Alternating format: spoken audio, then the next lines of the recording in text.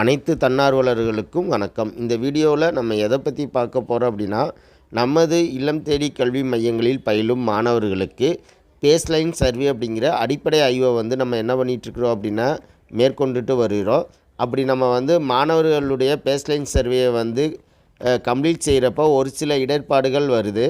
அது என்ன அப்படின்னா, நம்ம கம்ப்ளீட் பண்ணுறப்ப மாணவர்களுடைய அந்த சப்ஜெக்ட் க்ரீன் கலரில் மாறாமல் ஆரஞ்சு கலர்லேயே இருக்குது. அப்படி ஆரஞ்சு கலர்லேயே இருந்துச்சு அப்படின்னா அந்த மாணவர்களுக்கு கம்ப்ளீட் செய்யவில்லை அப்படின்னு சொல்லிட்டு அர்த்தம். ஸோ படத்தில் காட்டியிருக்கிற மாதிரி க்ரீன் கலரில் மாறினால் மட்டும்தான் நம்ம அந்த மாணவர்களுடைய பேஸ்லைன் சர்வே கம்ப்ளீட் ஆயிடுச்சுன்னு சொல்லிட்டு ரிப்போர்ட்டில் வரும். அப்போ நம்ம எவ்வாறு சரியான முறையில் கம்ப்ளீட் செய்வது அப்படின்னு சொல்லிட்டு ஒரு மாணவனை எடுத்துக்கிட்டு நம்ம இப்போ இந்த வீடியோவில் கம்ப்ளீட் செய்து பார்க்க போகிறோம். வாங்க வீடியோக்குள்ளே போகலாம். உங்கள் மொபைலில் இருக்கக்கூடிய இல்லம் தேடி கல்வி மொபைல் ஆப்பை ஓப்பன் பண்ணுங்கள். இப்போ நான் ஓப்பன் பண்ணுறேன். ஓப்பன் பண்ணோன்னு அதில் வரக்கூடிய யூசர் நேம் அண்ட் பாஸ்வேர்டு அப்படிங்கிற இடத்துல உங்களுடைய அதாவது தன்னார்வலர்களுடைய மொபைல் நம்பரை யூசர் நேம்லேயும் பாஸ்வேர்டு அப்படிங்கிற இடத்துல மொபைல் நம்பரில் லாஸ்ட்டு 4 டிஜிட் அட்டு year of date of birth கொடுத்துட்டு லாக்இன் அப்படிங்கிறத கொடுங்க. இப்போ லாக்இன் பண்ணோன்னே உங்களுக்கான பேஜ் ஓப்பன் ஆகு. இதில் ஸ்க்ரோல் பண்ணிவிட்டு கீழே வந்தீங்க அப்படின்னா அடிப்படை ஆய்வு பேஸ்லைன் சர்வேன்னு சொல்லிட்டு ஒரு ஐக்கான் கொடுத்துருப்பாங்க. அந்த ஐக்கானை கிளிக் பண்ணுங்கள். கிளிக் பண்ணோன்னே உங்களுடைய மையத்தில் படிக்கக்கூடிய மாணவர்களுடைய பெயர் பட்டியல் எல்லாமே வந்திருக்கு. இதில் ஒரு மாணவரை நான் என்ன பண்ண போகிறேன் அப்படின்னா எடுத்துக்கிட்டு அந்த மாணவனுக்கு முழுமையாக எவ்வாறு பேஸ்லைன் சர்வே கம்ப்ளீட் செய்வது அப்படின்னு சொல்லிட்டு தான் பார்க்க போகிறேன். இப்போ செகண்ட் ஸ்டாண்டர்டில் ஒரு மாணவனை நான் கிளிக் பண்ணுறேன். கிளிக் பண்ணோன்னே அந்த பையனுடைய கிளாஸ் மேலே வந்திருக்கு. கீழே பார்த்தீங்க அப்படின்னா தமிழ், இங்கிலீஷ், மேத்தமெட்டிக்ஸ் அப்படின்னு சொல்லிட்டு 3 ஐக்கான் கொடுத்துருப்பாங்க. ஸோ நம்ம 3 சப்ஜெக்டை கம்ப்ளீட் பண்ண போகிறோம். இப்போ நான் தமிழை கிளிக் பண்ணுறேன். கிளிக் பண்ணோன்னே அந்த பையனுடைய கிளாஸ் இதில் டார்க் கலரில் வந்திருக்கு. மற்ற கிளாஸ்லாம் லைட் கலரில் இருக்குது. இப்போ என்ன அப்படின்னா நான் செகண்ட் ஸ்டாண்டர்ட் அப்படிங்கிறத லெவல் 2 அப்படின்னு சொல்லிட்டு நான் வச்சுக்கிறேன். இப்போ செகண்ட் கிளாஸ் கிளிக் பண்ணுறேன். கிளிக் பண்ணோடனே பார்த்தீங்க அப்படின்னா இதில் ஃபஸ்ட்டு கொஸ்டின் கேட்குது, இதில் உயிரெழுத்தை கண்டுபிடி. ஸோ இந்த படத்தில் ஒரு படம் கொடுத்துருக்காங்க. அதுக்கு பக்கத்தில் ஒரு நேம் கொடுத்துருக்காங்க, ஔவையார் அப்படின்னு சொல்லிட்டு. இதில் உயிரெழுத்து எது அப்படின்னு சொல்லிட்டு கேட்டிருக்கிறாங்க. ஸோ இதில் ஆன்சர் மாணவனிடம் நம்ம கேட்குறோம். ஸோ மாணவன் சொன்ன ஆன்சர் 2. அப்போ நான் 2 அப்படிங்கிறத கொடுத்துக்கிறேன். கொடுத்தோடனே பார்த்திங்க அப்படின்னா குட்ஸ் ஆஃப் இந்த கொஸ்டின் கரெக்ட்னு சொல்லி வந்துடுச்சு. நம்ம கரெக்டாக இருந்தாலும் தவறாக இருந்தாலும் அது நமக்கு தேவையில்லை. நம்ம நெக்ஸ்ட்டு கொடுத்து அடுத்த கொஸ்டின் போயிடணும். இப்போ நான் நெக்ஸ்ட்டு கொடுக்குறேன். நெக்ஸ்ட்டு கொடுத்தோடனே பார்த்திங்க அப்படின்னா விடுபட்ட மெய்யெழுத்தை கண்டுபிடி. ஸோ இதில் என்ன எழுத்து விடுபட்டிருக்குது அப்படின்னு சொல்லிட்டு கேட்டிருக்கிறாங்க. இதுக்கு மாணவன் ஆன்சர் பண்ணுறாங்க. அவன் சொன்ன ஆன்சரை நான் நோட் பண்ணிவிட்டு நெக்ஸ்ட்டு கொடுத்துக்கிறேன். கரும்பலையிலோ ஏட்டிலோ எழுதுக, அறம் செய்ய டேஸ். ஸோ இதை நம்ம மாணவனை எழுத சொல்கிறோம்.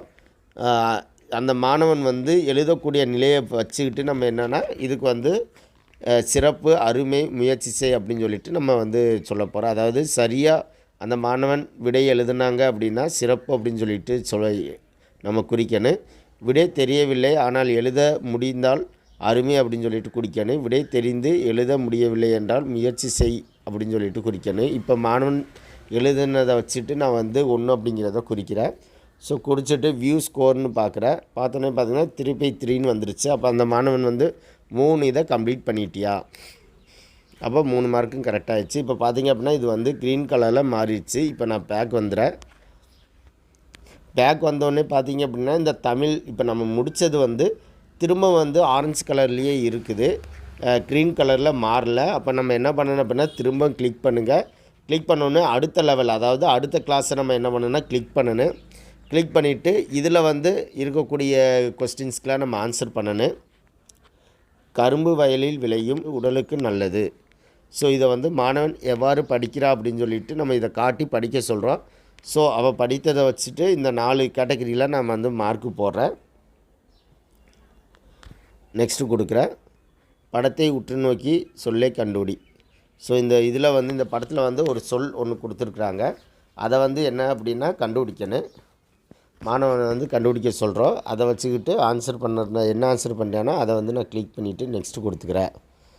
பூனை சிறியது, யானை, அதுக்கு ஆன்சர் கேட்குறோம். மாணவன் என்ன ஆன்சர் சொல்கிறானோ அதை நம்ம போட்டுக்கிறேன். 2 பெரியது அப்படின்னு சொல்லியிருக்கிறியா, அதனால் 2 அப்படிங்கிறத குறிச்சிக்கிறேன். அதுக்கடுத்து சாலையில் ஓடுவேன் நான் யார். ஸோ சாலையில் வந்து என்னென்ன ஓடுன்னு சொல்லிட்டு கேட்டுருக்காங்க. இதில் வந்து 3 ஆன்சர் கொடுத்துருக்காங்க. படகு, விமானம், பேருந்து. மாணவன் வந்து பேருந்து அப்படின்னு சொல்லியிருக்கியா 3வது ஆன்சராக, இப்போ 3 அப்படிங்கிறத கொடுத்துக்கிறேன். கொடுத்துட்டு வி ஸ்கோர் பார்க்குறேன். 4/4ன்னு வந்துருச்சு. ஓகே. இப்போ பார்த்தீங்க அப்படின்னா அடுத்த கிளாஸ் அதாவது அடுத்த லெவலும் வந்து கம்ப்ளீட் ஆயிடுச்சு. இப்போ நான் பேக் வரேன். பேக் வந்தோடனே பார்த்தீங்க அப்படின்னா தமிழ் வந்து சக்ஸஸ்ஃபுல்லாக எனக்கு க்ரீன் கலரில் மாறிடுச்சு. அப்போ ஒவ்வொரு மாணவனுக்கும் அந்த மாணவன் படிக்கும் வகுப்பையும் அதற்கு அடுத்து இருக்கக்கூடிய வகுப்பையும் நம்ம என்ன பண்ணணும் அப்படின்னா அசஸ்மெண்ட்டுக்கு எடுத்துக்கிட்டு நம்ம கம்ப்ளீட் பண்ணணும். அப்படி கம்ப்ளீட் பண்ணால் மட்டும்தான் நமக்கு க்ரீன் கலரில் மாறுது. க்ரீன் கலரில் மாறினா மட்டும்தான் உங்களுடைய ரிப்போர்ட் வந்து அங்கே வந்து ரிஃப்ளெக்ட் ஆகு. நீங்கள் கம்ப்ளீட் பண்ணதாக எடுத்துக்கிடுவாங்க. அப்போ நம்ம ஒவ்வொரு மாணவனுக்கும் 2 லெவல்கள் 2 கிளாஸை வந்து நம்ம என்ன பண்ணணும் அப்படின்னா கம்ப்ளீட் பண்ணணும். ஸோ இதை வந்து தவறில்லாமல் கம்ப்ளீட் பண்ணிடுங்க. நம்ம ஒரு கிளாஸை மட்டும் கம்ப்ளீட் பண்ணோம் அப்படின்னா கண்டிப்பாக நம்மளுக்கு வந்து க்ரீன் கலரில் மாறாது. அப்போ நம்ம வந்து கம்ப்ளீட் பண்ணலை அப்படிங்கிற மாதிரி ரிப்போர்ட்டில் வரும். அதனால் நீங்கள் வந்து இதை வந்து நல்லா தெரிஞ்சுக்கிட்டு ஒவ்வொரு மாணவனுக்கும் 2 வகுப்பு அப்படிங்கிறதோட 2 லெவல் அப்படின்னு வச்சுக்கோங்க. அப்போ ஒவ்வொரு மாணவனுக்கும் 2 லெவலை வந்து நம்ம என்ன பண்ணணும்னா கம்ப்ளீட் பண்ணணும். கம்ப்ளீட் பண்ணால் மட்டும்தான் க்ரீன் கலரில் மாறும். க்ரீன் கலரில் மாறினால் மட்டும்தான் உங்களுடைய ரிப்போர்ட் வந்து ரிஃப்ளெக்ட் ஆகும். ஸோ இது மாதிரி தவறில்லாமல் வந்து பண்ணிடுங்க. ஸோ இது ரொம்ப முக்கியமானது. நன்றி.